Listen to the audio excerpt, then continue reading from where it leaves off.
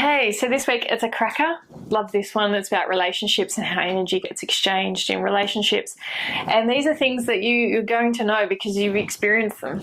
Okay, let's get this like that. Okay, so this week we're going to talk about relationships and how relationships work. And this is a bit of a cracker. I really enjoy talking about this because there's so much you can learn, and because in the workplace, at home, with family, we have all these different connections that feed off our energy field. Some obviously connections with children, with our partner.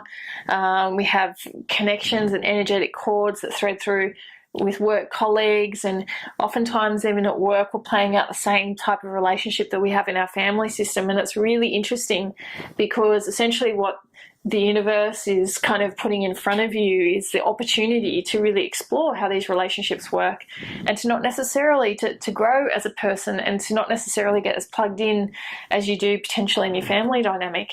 And by actually playing that out differently, whether it be at work or with family, like your whole reality shifts as a result of this.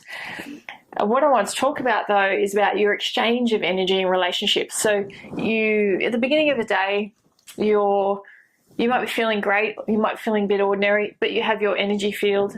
Hopefully consciously you're thinking about your energy field and you're filling it through with gold and celebrating with gratitude, that you exist on this plane.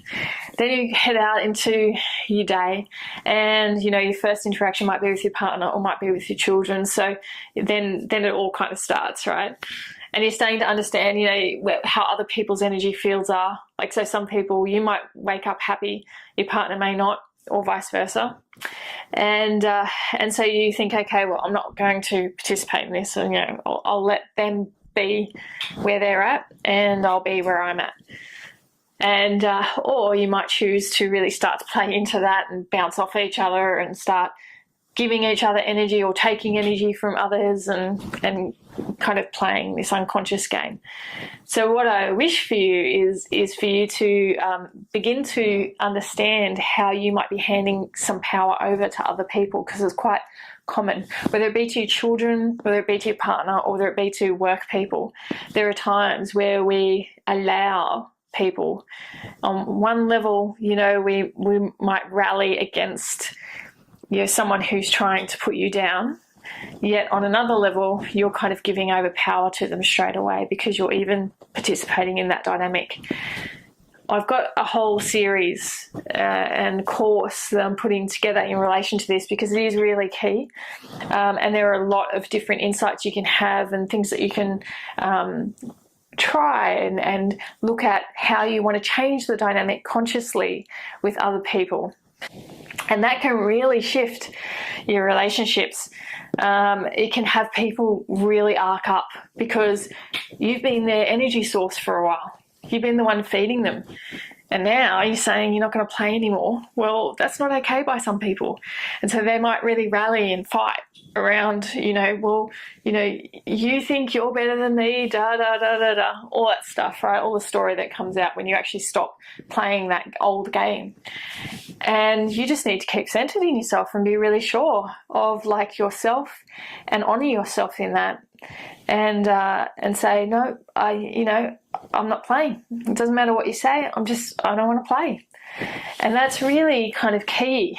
At the same time, you need to take care of yourself, because there is going to be temptation. And if you have people in your life who consciously or unconsciously manipulate situations, then you really do need to consciously not participate and watch for how that might play out in a different way, but achieve for them the same outcome, which is pretty much feeding off your energy. So it's a pretty intense topic, but it's something that people ask about, around how do I know if I've got toxic people around me? How do I know what's playing out here? And at one level, even asking the question says to me that you're aware that there might be people who are being negative towards you, who may not be as supportive, who might be not really honouring who you want to be and your new paths or your new choices, but who really want to pull you back and keep you in an old dynamic because that keeps them comfortable. that's how they feel safe. So it is something that is more than just, you know, a 5 or 10 minute conversation that I'm putting together. So keep an eye out for that.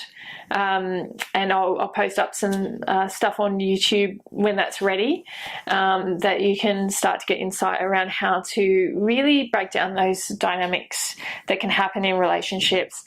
The main thing I will say for now, though, is that if you find, you know, that you're lying in bed and there's a conversation that's going around in your head regarding a loved one, a work colleague, might be something with your children, what I would say is really important to acknowledge that from the energy standpoint. You know, I mentioned about, you know, we have this, your energy sphere, and it's important to, once again, use that color gold, really clear the energy there, but also understand that there are tendrils, like so little kind of connections energetically that happen from our energy field to others, and it might connect into certain parts of your body.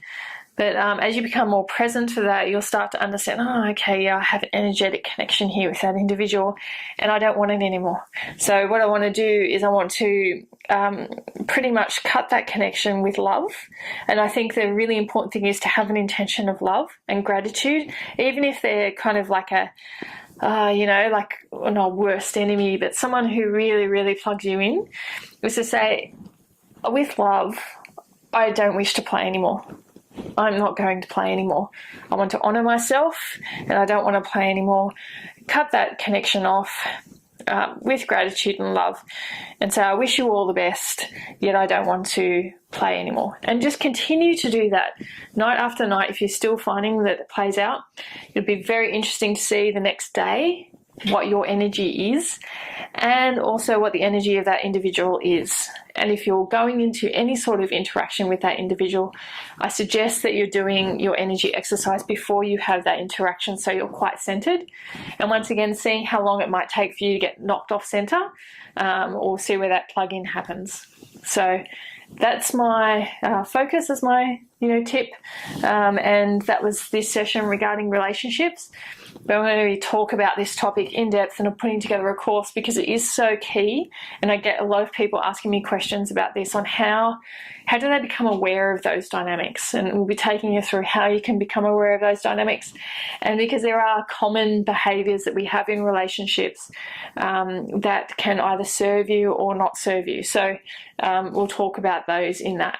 Okay, have a great day.